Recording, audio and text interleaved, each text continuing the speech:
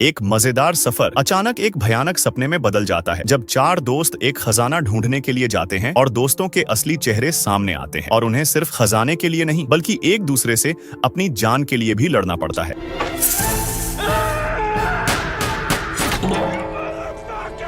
तो कैसे हो मेरे मूवीज के चाहने वालों। तो कहानी शुरू होती है सन 1977 यूएसए में। एक वेनी नाम का आदमी एक पार्क्ड कार में सो रहा होता है। तभी एक और कार पीछे आकर रुकती है जिसमें कीट्स और रॉबिन होते हैं जिन्होंने एक डेंजरस एडवेंचर पर निकलने का फैसला कर लिया है और अब वो अपना प्लान चालू करते हैं। वो दोनों मास्क पहनकर एक हाउस में चुपचाप एंटर करते हैं और अंदर सो रहे आदमी पर हमला कर देते हैं। वो आदमी कीट्स को पंच करता है और उसे गिरा देता है, लेकिन रॉबिन उसके बॉल्स पर किक कर देती है। फिर कीट्स उस आदमी को बेहोश कर देता है और उसकी बॉडी को ट्रक में लोड कर देता है। नेक्स्ट मॉर्निंग रिवील होता है कि गॉडी, कीट्स, रॉबिन और वेन ये चारों कॉलेज के पुराने बेस्ट फ्रेंड्स हैं जो गॉडी की अपकमिंग वेडिंग से पहले उसकी बैचलर पार्टी सेलिब्रेट करने के लिए मिले हैं। अब ये चारों रेड रिवर नाम के टाउन में हैं, जहां पहले वो लोग लोकल सलून्स में मजे करते थे और स्ट्रॉन्ग शराब पीते थे। उन्होंने इस जगह के हर सलून को एक्सप्लोर किया था जहां स्ट्रॉन्ग अल्कोहल मिलती हो। इन जगहों को डिस्टिलरी कहते हैं। यहाँ स्ट्रॉन्ग अल्कोहल बनाई जाती थी। अब एक आर्केडिया नाम की डिस्टिलरी थी जिसे ये लोग कोलाज के दिनों से कभी नहीं ढूंढ पाए थे, इसलिए इस बार वो सब कुछ सही करना चाहते हैं और बर्बन नाम की स्ट्रॉन्ग अल्कोहल पीने के लिए वो अपने फेवरेट बार जाते हैं। पर वहां उन्हें बस डिसअपॉइंटमेंट मिलती है क्योंकि पुराना सलून बैंकरप्ट हो गया है और अब वो एक वाइन बार बन गया है जहां ज्यादातर बूढ़ी महिलाएं आती हैं। कीट्स और रॉबिन तो वहीं पीने लगते हैं, लेकिन गॉडी एक पास की एंटीक शॉप चला जाता है जहां उसकी मुलाकात कैरोलिन से होती है जो उस बैंकरप्ट सलून के ओनर की बेटी है। गॉडी ने कभी उसे प्रपोज किया था, लेकिन वो सब पास्ट की बात है। कैरोलिन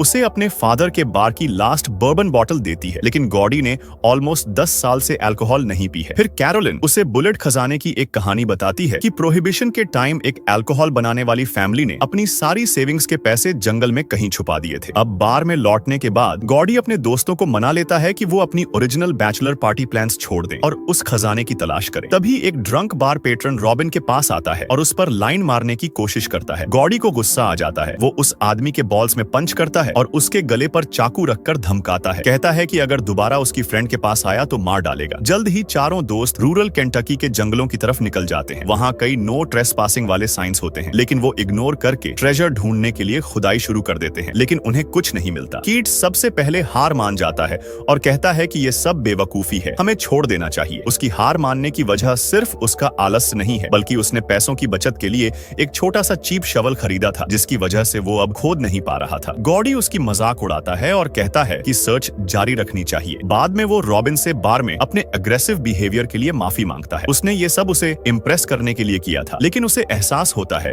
कि रॉबिन को उसकी बात इग्नोर कर रही है और उसे उसकी कोई परवाह नहीं। शाम को दोस्त कैंप सेट करते हैं, आग जलाते हैं, डिनर बनाते हैं और बुक्स पढ़ते हैं। मूड बेटर करने के लिए वो स्मोक करने का डिसाइड करते हैं, लेकिन कीट्स ने इसमें भी पैसे बचाए और सबसे सस्ता ब्रांड खरीदा। रॉबिन एक गेम सजेस्ट करती है जो उन्होंने हाई स्कूल में खेला था। वो कीट्स का बैकपैक उठाती है और कुछ फनी चीज निकालने की कोशिश करती है ताकि सब हंस सकें, लेकिन उसे एक एडल्ट टॉय मिलता है जिसे देखकर सब शॉक हो जाते हैं। रॉबिन खुद भी ऑकवर्ड फील करती है और कहती है कि ये बहुत सीरियस टॉपिक है। पूरी दुनिया में लोग विमेन को अंडर एस्टिमेट करते हैं और ये टॉयज उसी चीज को प्रमोट करते हैं। इसी बीच गॉडी नोटिस करता है कि रॉबिन एक एप्पल खा रही है, लेकिन उसके नजर में वो काफी सेंसुअल लग रहा है क्योंकि एप्पल जूस उसके बॉडी पर गिर रहा होता है। बैंड सब्सटेंसेस के असर की वजह से उसके दिमाग में गलत थॉट्स आने लगते हैं और वो रॉबिन के चेस्ट को पकड़ लेता है। रॉबिन गुस्से में भड़क जाती है और पेपर स्प्रे निकालने ही वाली होती है, लेकिन कीट्स उसे साइड में ले जाकर काम करता है। वो उसे समझाता है कि गॉडी बस बहुत ज्यादा एक्साइटेड था और उसे खुद समझ नहीं आया कि वो क्या कर रहा है। उसी वक्त गॉडी को रॉबिन की बातों की कुछ झलकियां सुनाई देती हैं और वो हर्ट फील करता है। उसे काफी टाइम से रॉबिन के लिए सिर्फ दोस्ती से ज्यादा फीलिंग्स हैं, लेकिन रॉबिन ने कभी उसे एक मर्द की नजर से नहीं देखा। अब रात में जब सब सोने की कोशिश करते हैं, गॉडी हेलुसिनेट करने लगता है और उसे लगता है कि उसके दोस्त उसके ठीक पास ही फिजिकल होने वाले हैं, लेकिन रियलिटी में कीट्स और रॉबिन सिर्फ सो रहे होते हैं। गॉडी टेंट से बाहर चला जाता है फ्रेश एयर लेने। वो नोटिस करता है कि एंटीक वॉच गायब है और कोई पास ही में घूम रहा है। वो घबरा जाता है, लेकिन पता चलता है कि वो बस वेन है जो खुद भी सो नहीं पा रहा था। वेन दरअसल वॉच ठीक करने की कोशिश कर रहा था, लेकिन सक्सेसफुल नहीं हुआ। वेन और गॉडी दोनों इस बैचलर ट्रिप से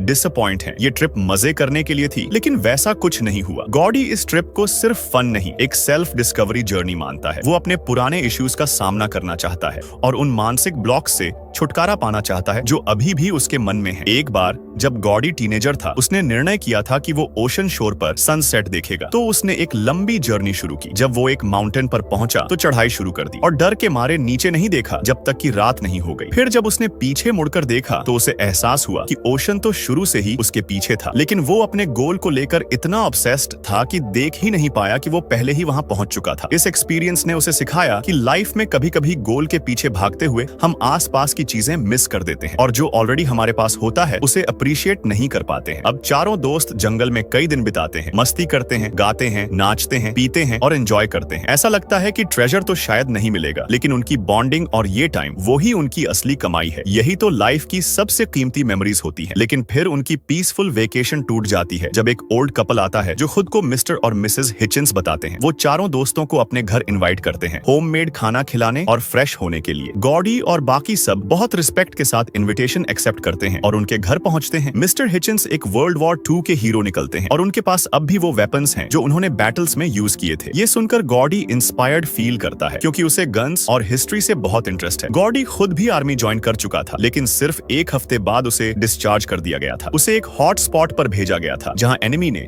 उनकी बैरक्स पर मॉर्टर फायर किया था। गॉडी बुरी तरह से घायल हुआ और हॉस्पिटल भेजा गया और फिर कभी आर्मी में वापस नहीं जा सका। मिस्टर हिचिंस भी एक कहानी सुनाते हैं, एक आखिरी बैटल की। वर्ल्ड वॉर 2 के अंत में वो फ्रेंच सोल्जर्स की हेल्प कर रहे थे और जंगल में घुस गए जहां जापानीज सोल्जर्स छुपे हुए थे। बाहर अंधेरा था और दुश्मनों को देख पाना मुश्किल था, लेकिन उन्होंने एक जापानीज सोल्जर को सिर्फ कुछ मीटर्स की दूरी से मार दिया। ये उनकी पहली और आखिरी क्लोज रेंज किलिंग थी और उसका असर आज तक उनके मन पर है। मिस्टर हिचिंस कहते हैं कि एनिमी को मारना सिर्फ एक जीत नहीं होती, वो भी एक इंसान होता है जिसकी अपनी होप्स, ड्रीम्स और फ्यूचर प्लान्स होते हैं। आजकल मिस्टर हिचिंस हंटिंग करते हैं, लेकिन अपनी वाइफ की वजह से कभी भी मारे हुए एनिमल्स को घर नहीं लाते। इधर कीट्स बाथरूम जाता है और वहां एक नैपकिन नोटिस करता है जिस पर बुलेट फैमिली नेम एम्ब्रॉयड होता है। उसे तुरंत शक होता है कि ये कॉवल कुछ छुपा रहा है और सब एक ट्रैप में फंसे हुए हैं। वो सीधे बेडरूम जाता है और पूरे रूम की तलाशी लेकर एक रिवॉल्वर ढूंढता है। उसे छुपाकर वो वापस सबके पास लौट आता है। उधर एल्डरली कपल अब ज्यादा एग्रेसिव क्वेश्चंस पूछना शुरू कर देता है। वो जानना चाहते हैं कि चारों फ्रेंड्स जंगल में क्या कर रहे थे और क्या ढूंढ रहे थे। रॉबिन फाइनली एडमिट करती है कि वो लोग ट्रेजर ढूंढने आए थे, लेकिन उन्हें कुछ भी नहीं मिला। तभी टेबल पर वापस आते समय कीट्स का रिवॉल्वर गिर जाता है और उनकी चोरी पकड़ी जाती है। मिस्टर हिचिंस तुरंत गन उठा लेता है और चारों दोस्तों को धमकाता है। उसे लगता है कि इन लोगों ने उसका ट्रेजर ढूंढ लिया और चुरा लिया है। वो अपने पैसे वापस मांगता है, लेकिन कीट्स बार बार कहता है कि उन्हें कुछ नहीं मिला। मिस्टर हिचिंस को लगता है कि उसे झूठ बोला जा रहा है और वो राइफल उठाने की कोशिश करता है, लेकिन गॉडी उससे पहले एक्शन लेता है। गॉडी उसकी तरफ रिवॉल्वर एम करता है और उससे पूछता है कि वर्ल्ड वॉर 2 में उसने जिस जापानीज सोल्जर को मारा था उसका नाम क्या था। गॉडी कहता है पहला विक्टिम कभी नहीं भूलता, उसका नाम याद होना चाहिए। मिस्टर हिचिंस सोल्जर का नाम बताता है और रिवील करता है कि उसका रियल लास्ट नेम है बुलेट। इतना सुनते ही गॉडी उसे गोली मार देता है। मिस्टर बुलेट के मरने के बाद सब शॉक में होते हैं। कीट्स का पूरा शरीर खून से भीग गया है और वो फ्रीज हो जाता है। रॉबिन का ब्रेक डाउन हो जाता है और वेन को समझ आता है कि उनकी लाइफ हमेशा के लिए बदल चुकी है। गॉडी एकमात्र ऐसा है जो पैनिक नहीं करता। वो मिसेस बुलेट को पकड़कर चिकन कूप में बंद कर देता है। अब उन्हें रियलाइज होता है कि बूढ़ी औरत एक अनवांटेड विटनेस है। अगर वो जिंदा रही तो सब कुछ पुलिस को बता देगी, इसलिए फ्रेंड्स डिसाइड करते हैं कि उसे भी किल करना पड़ेगा। लेकिन कोई भी औरत को गोली मारने के लिए रेडी नहीं होता, तो वो लोग ड्रॉइंग लॉट्स करते हैं ये डिसाइड करने के लिए कि उसे कौन मारेगा। रॉबिन के हाथ में आता है शॉर्ट मैच स्टिक, यानी उसे मिसेस बुलेट को मारना पड़ेगा, लेकिन रॉबिन मेंटली रेडी नहीं होती। गॉडी कहता है कि वो खुद ये काम कर देगा और चिकन कूप की तरफ बढ़ता है, लेकिन रॉबिन उसे रोकती है। अब वो खुद ट्रिगर खींचने के लिए तैयार है और कहती है कि कोई उसे रोकने की कोशिश ना करे। मिसेस बुलेट रॉबिन को समझाती है, तुम्हें मुझे मारने की जरूरत नहीं है, ये एक बहुत बड़ा पाप है जो पूरी जिंदगी तुम्हारा पीछा करेगा। रॉबिन अंदर ही अंदर स्ट्रगल करती है, लेकिन फिर भी उसे लगता है कि अब कोई चॉइस नहीं है और वो ट्रिगर दबा देती है। उधर बाकी दोस्त हाउस क्लीन करते हैं और सारे एविडेंस डिस्ट्रॉय करते हैं। रॉबिन ओल्ड वुमन की बॉडी को जंगल में ले जाकर मिट्टी में रख देती है। नेक्स्ट मॉर्निंग एग्जॉस्टेड होकर तीनों कैंप में वापस आते हैं और डिसाइड करते हैं कि अब कैंप को भी डिस्ट्रॉय कर देना चाहिए ताकि जंगल में उनकी कोई भी निशानी ना बचे। गॉडी अंदर ही अंदर पूरी तरह टूट चुका होता है। अब उसे पूरी रियलिटी समझ आने लगी है। उसने जो किया वो सिर्फ एक नेसेसरी एक्शन नहीं था, वो एक क्राइम था। वो अपने एक्शंस को जस्टिफाई करने की कोशिश करता है कि अगर उसने मिस्टर बुलेट को नहीं मारा होता तो शायद वो सबको मार देता, लेकिन अब गिल्ट उसे पूरी तरह से खा रहा है। गॉडी अपने फ्रेंड्स की बात सुनने से मना कर देता है और अकेले निकल जाता है। रॉबिन और कीट्स रियलाइज करते हैं कि गॉडी काफी देर से वापस नहीं आया, तो वो दोनों उसे ढूंढने के लिए अलग हो जाते हैं। उधर गॉडी वापस बुलेट हाउस चला जाता है जहां वो अभी भी खुद को ब्लेम कर रहा है। वो कैरोलिन की दी हुई बर्बन की छोटी बॉटल निकालता है और सोचने लगता कहता है कि 10 साल बाद क्या उसे फिर से पीना चाहिए। वेन उसे रोकने की कोशिश करता है, उसे वार्न करता है कि इस फैसले के बहुत नुकसान हो सकते हैं, लेकिन गॉर्डी उसकी कोई बात नहीं सुनता। वो बर्बन पी जाता है। फिर उसे एक बड़ी बॉटल मिलती है और वो पीना कंटिन्यू करता है। वो अब खुद का अनस्टेबल वर्जन बनता जा रहा है, जिससे वेन बहुत डिसअपॉइंट होता है। इधर रॉबिन और कीट्स वुड्स में उसे ढूंढने के लिए एक बार फिर अलग हो जाते हैं। वो डिसाइड करते हैं कि 1 घंटा सर्च करेंगे, चाहे गॉर्डी मिले या ना मिले, उसके बाद वो वहां से निकल जाएंगे। एक पॉइंट पर रॉबिन गॉर्डी को ढूंढ लेती है, लेकिन गॉर्डी का बिहेवियर अब अजीब और थोड़ा अग्रेसिव लग रहा होता है। वो रॉबिन को कहता है कि एक गिरे हुए पेड़ पर बैठो और उसकी बात सुनो। गॉर्डी रॉबिन से उस रात के लिए माफी मांगता है जब उसने फिजिकल कांटेक्ट किया था, और बार वाली अग्रेशन की भी एक्सप्लेनेशन देता है। वो एडमिट करता है कि वो कई सालों से रॉबिन से प्यार करता है, लेकिन उसने कभी फीलिंग्स एक्सप्रेस नहीं की। अब वो रॉबिन को किस करना चाहता है, लेकिन रॉबिन उसे पुश कर देती है और कहती है कि ये इनअप्रोप्रिएट है। फिर वो कहती है कि गॉर्डी खुद कार तक वापस आ जाना। उधर कीट्स एक पुराने मार्कर के पास पहुंचता है, वो मार्कर जो उन्होंने ट्रेजर खोजते वक्त नेविगेशन के लिए इस्तेमाल किए थे। मार्कर से कुछ ही मीटर्स दूर कीट्स डिगिंग करना शुरू करता है और शॉकिंगली उसे एक हिडन चेस्ट मिलता है जिसमें टेंस ऑफ हजारों डॉलर होते हैं। अब ट्रूथ सामने आता है। कीट्स ने पहले ही दिन ट्रेजर ढूंढ लिया था, लेकिन उसने उसे छुपा दिया। उसने चेस्ट को छुआ तक नहीं, बस एक निशान छोड़ दिया ताकि बाद में आकर खुद चुपचाप पैसे निकाल सके। कुछ मिनट्स बाद रॉबिन और कीट्स आपस में मिलते हैं और कार की तरफ लौटते हैं, जहां गॉर्डी ऑलरेडी उनका वेट कर रहा होता है। ऐसा लगता है कि ये हॉरिफाइंग एडवेंचर अब फाइनली खत्म हो चुका है और दोस्त अब घर लौट सकते हैं, लेकिन गॉर्डी अभी भी पूरी तरह से उन घटनाओं से परेशान है। उसे मिस्टर बुलेट की मौत का बहुत गिल्ट फील हो रहा है और उसके बाद जो भी हुआ वो अपने ही विचारों के साथ स्ट्रगल कर रहा होता है, और उसे ये भी हर्ट करता है कि उसके दोस्त उस इमोशनल सपोर्ट नहीं दे रहे और वो उससे शेयर नहीं कर रहे। वो फील करता है कि बाकी सब चिल हैं और बस आगे बढ़ गए हैं। फिर वो उस पर गन तान देता है, लेकिन फिर वो उसे माफ कर देता है। उसी दौरान वो नोटिस करता है कि कीट्स के बैकपैक से कुछ मनी बाहर झांक रही है। एकदम से उसका पारा चढ़ जाता है। वो फिर से लोडेड रिवॉल्वर उठा लेता है और कीट्स को कहता है कि बैग खोलो। बैग खुलते ही सारा ट्रूथ सामने आ जाता है। गॉर्डी रियलाइज करता है कि कीट्स ने उन्हें धोखा दिया है। कीट्स ने ट्रेजर ढूंढ लिया था और उसे छुपा लिया ताकि उसे किसी के साथ शेयर न करना पड़े। गॉर्डी गुस्से में कहता है, तू सच्चा चूहा निकला। अब उसे समझ आता है कि उसने मिस्टर बुलेट को बेवजह मारा था। असली चोर तो कीट्स ही था। मिस्टर बुलेट तो शुरू से सही कह रहा था और गॉर्डी ने गलत आदमी को डिफेंड किया और उसी प्रोसेस में एक बड़ा क्राइम कमिट कर दिया। कीट्स अपना बचाव करता है, कहता है कि वो सब कन्फेस करने ही वाला था, लेकिन कोई उस पर भरोसा नहीं करता। गॉर्डी अपने दोस्तों के ऊपर और ज्यादा एग्रेसिव हो जाता है। ये पहली बार नहीं जब उन्होंने उसे धोखा दिया हो। वो बताता है कि 10 साल पहले जब वो अपनी जिंदगी के सबसे बुरे दौर में था, डिप्रेशन में टूट चुका था, तब इन दोस्तों ने उसे अकेले छोड़ दिया था। ना उसे सपोर्ट किया, ना हेल्प की, बस अपनी लाइफ में मस्त रहे। अब वो अपने सारे पुराने जख्मों को बाहर निकालता है, लेकिन रॉबिन और कीट्स अपनी जान बचाने के लिए डर चुके होते हैं। रॉबिन समझ जाती है कि गॉर्डी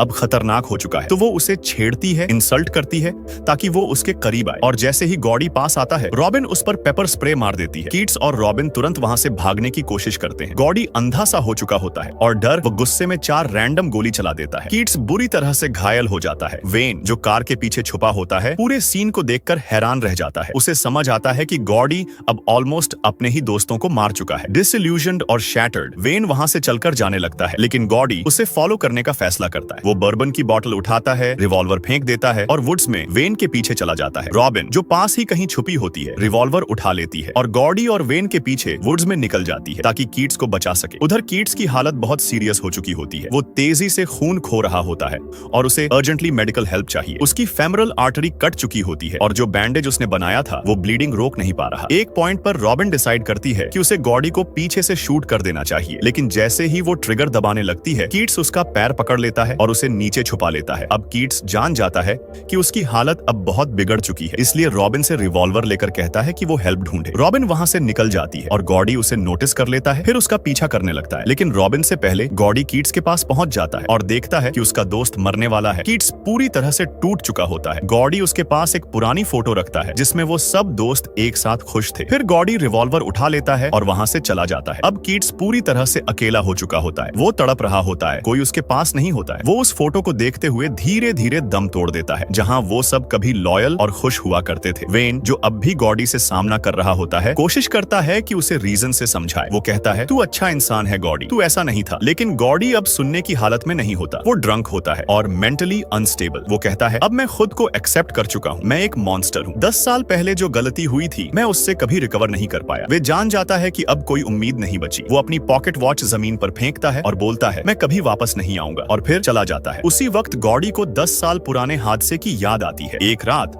वो, रॉबिन और कीट्स बार में पीकर निकले थे और घर जाते वक्त गॉडी ऑलमोस्ट स्टीयरिंग व्हील पर सो गया। अचानक उसने किसी को टक्कर मार दी। वो इंसान और कोई नहीं, वेन था, जो एक्चुअली 10 साल पहले ही कार एक्सीडेंट में मर चुका था। फिर उन्होंने वेन की बॉडी को चुपके से उसे दफना दिया और आपस में ये बात छुपाकर रखने की कसम खा ली। लेकिन असल में ये सीक्रेट सिर्फ गॉडी के अंदर एक गिल्ट बनकर रह गया। इतना गहरा गिल्ट कि उसने वेन को अपने साथ एक इमेजिनरी लॉयल फ्रेंड बना लिया। वेन की आत्मा, या शायद सिर्फ गॉडी का हेलुसिनेशन, जो उसकी जिंदगी का हिस्सा बन गई और हमेशा उसके साथ रहने वाला है। अब जब वेन सच में उसे छोड़कर चला गया, गॉडी और भी ज्यादा पागल हो जाता है। अब उसका एक ही गोल होता है, रॉबिन को मार देना, आखिरी गवाह को खत्म करना। रॉबिन जंगल में भागती है, पेड़ों और झाड़ियों को पार करती है, लेकिन वो किसी चीज से टकरा जाती है और बार्ब्ड वायर में फंस जाती है। गॉडी वहां पहुंच जाता है और अब वो पूरी तरह रेडी होता है उसे मारने के लिए। वो रिवॉल्वर निकालता है, लेकिन रिवॉल्वर में कोई गोली नहीं होती। अब आता है क्लाइमैक्स। कीट्स जानता था कि वो अपने दोस्त पर गोली नहीं चला पाएगा, तो उसने पहले ही बुलेट्स निकाल दिए थे। इसलिए उस मोमेंट में गॉडी रॉबिन को नहीं मार पाता और उसकी जान बच जाती है। लेकिन गॉडी को मारने का काम कोई और करता है, मिसेस बुलेट। हाँ, वही एल्डरली वुमन जिसे रॉबिन मार चुकी थी, पर उसने उसे नहीं मारा और छोड़ दिया और झूठ बोल दिया कि मैंने उसे मार दिया। अब रॉबिन तारों से बाहर निकलती है और अपना सफर जारी रखती है और फाइनली आर्केडिया फैक्ट्री को ढूंढ लिया। फिल्म के आखिरी सीन्स हमें 1967 में ले जाते हैं। वेन की मौत के 1 महीने बाद वो तीनों, गॉडी, कीट्स और रॉबिन, एक बार में मिलते हैं, कोशिश करते हैं नॉर्मल लाइफ में वापस लौटने की। कीट्स और रॉबिन ने किसी भी तरह उस भयानक हादसे को भूलने की कोशिश की है और वो नए साल का वेलकम करते हैं जैसे कुछ हुआ ही ना हो। लेकिन गॉडी, वो अब भी एकदम टूट चुका होता है। वो 1 महीने से ड्रिंक नहीं कर रहा, लेकिन अंदर से पूरी तरह से डिस्टर्ब है। कार एक्सीडेंट की गिल्ट और वेन की मौत अब भी उसे खा रही होती है और वहीं पहली बार उसे वेन दिखता है। अब से वेन उसकी लाइफ का हिस्सा बन जाता है, एक गिल्ट का सिंबल, एक इमेजिनरी लॉयल कंपेनियन जो हर वक्त उसके साथ रहता है। अब सवाल उठता है, क्या सच्ची दोस्ती ऐसी होती है